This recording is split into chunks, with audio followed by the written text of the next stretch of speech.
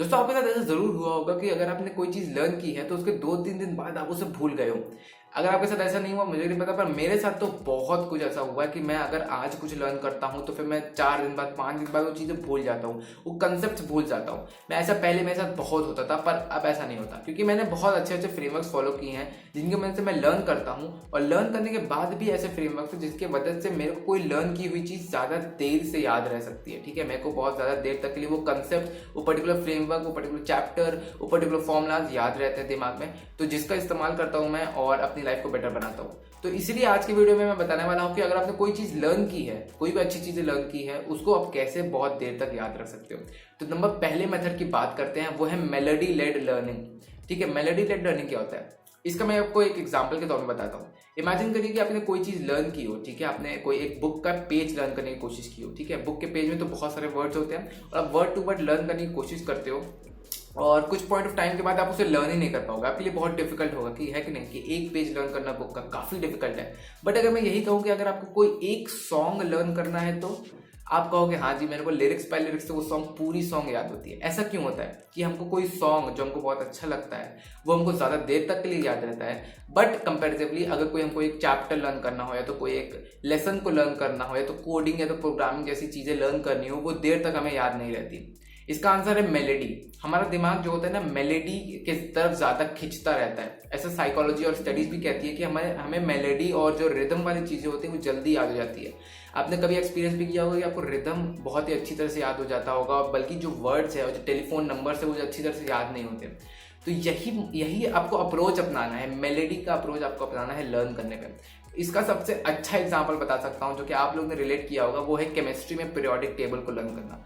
जब भी मैं पीरियोडिक टेबल लर्न करता था मैं उसको स्टोरी लाइन में, उसको वर्ड्स में, उसके शॉर्ट फॉर्म्स में लर्न करता था। उसको एकदम से मैं उसको मेलेडी बना देता था, जैसे कि हेलिना की रब से फरियाद या फिर बेटा मांगे कार्स को टबाब राजी, जैसे ये सब जो फ्रेज हो जाते हैं ये एक लिरिक्स की तरह, सॉन्ग के लिरिक्स की तरह दिमाग में आ जाते हैं, तो आप कोई भी चीज़ अच्छी तरह से लर्न कर सकते हो।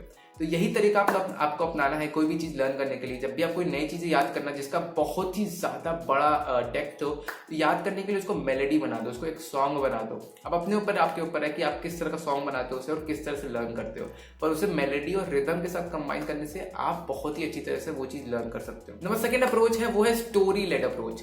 जी हाँ दोस्तों, ऐसा आपके साथ जरूर हुआ होगा कि आपको कोई मूवीज या फिर कोई स्टोरी या तो कोई कोई पिक्चर या प्लॉट आपको बहुत इजीली लर्न हो गया होगा, और जबकि वही चीजें आपको कोई टेक्स्ट में अच्छी तरह से लर्न नहीं होगा।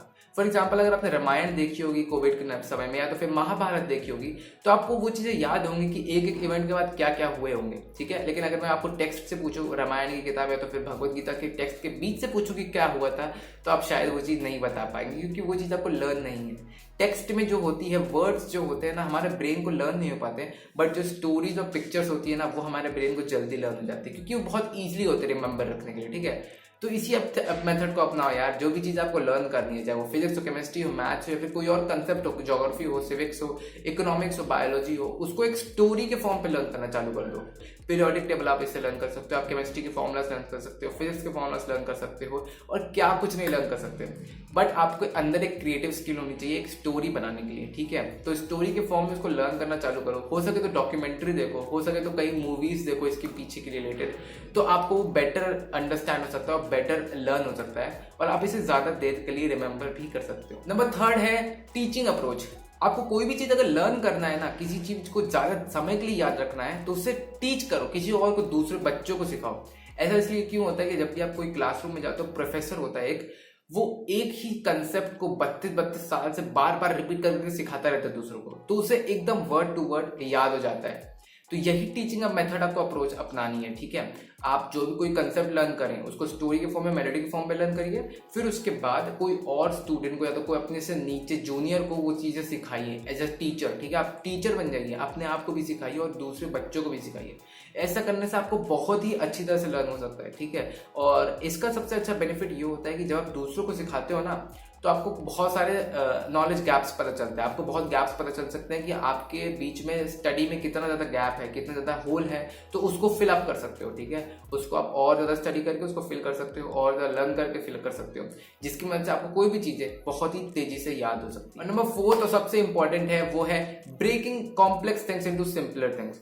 एक्चुअली होता कि जब भी हम कुछ याद करने की कोशिश करते हैं ना, तो हम सबसे पहली गलती कर देते हैं कि हम कॉम्प्लेक्स चीज़ों को याद करने लगते हैं। यही सबसे बड़ी गलती होती है और यही हमारा ब्रेन धोखा खा जाता है और हमें लर्न करने का अच्छी तरह से मदद नहीं मिलता। मैंने लर्निंग के ऊपर बहुत ही अच्छी वीडियो बनाई है, उसे आप डिस्क्रिप्शन बॉक्स में पिन कमेंट में डाल दूंगा उसका लिंक, तो उसे जाके देख सकते हो। तो लर्निंग के बाद आपको जो भी चीज़ याद रखनी होती है ना, कॉम्प्लेक्स चीज़ें तो हमारा ब्रेन याद ही नहीं रख पाता।